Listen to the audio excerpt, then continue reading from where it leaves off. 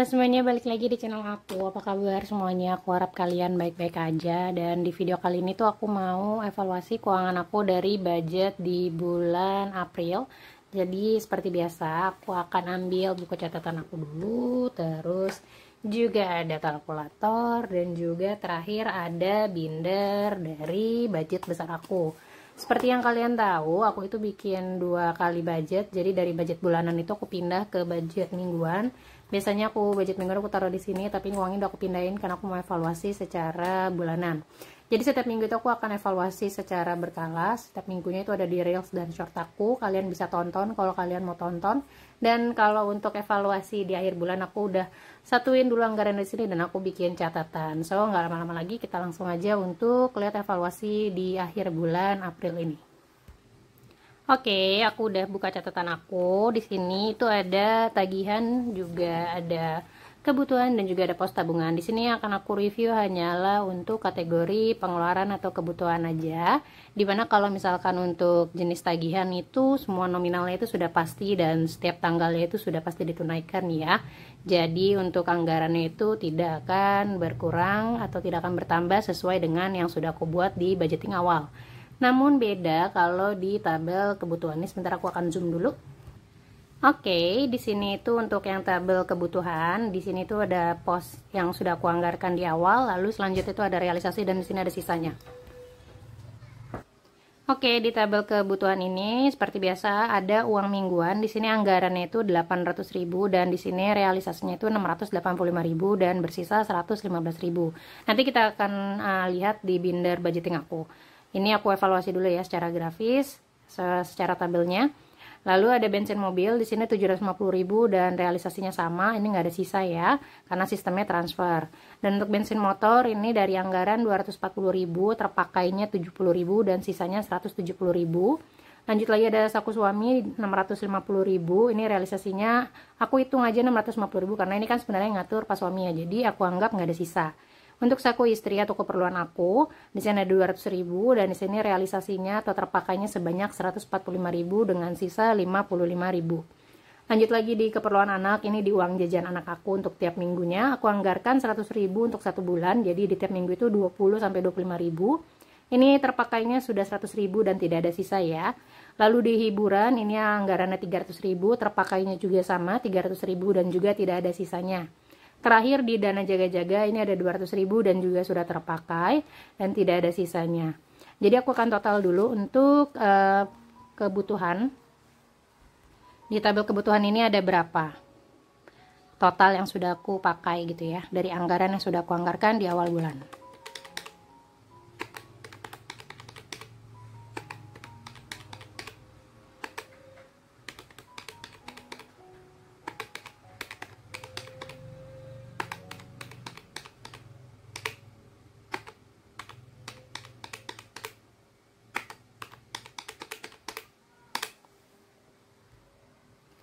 Di sini totalnya ada 2.900.000 rupiah. Ini aku mau tulis dulu ya. Untuk total pengeluaran aku di bulan April ini untuk tabel kebutuhan. Dan kita akan hitung sisanya. Di sini ada berapa ya?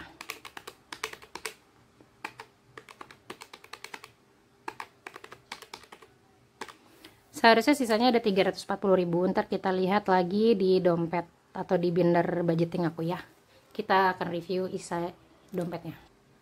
Oke, ini dia untuk dompetnya. Jadi aku akan lihat untuk setiap kantong anggaran yang sudah aku punya di binder ini.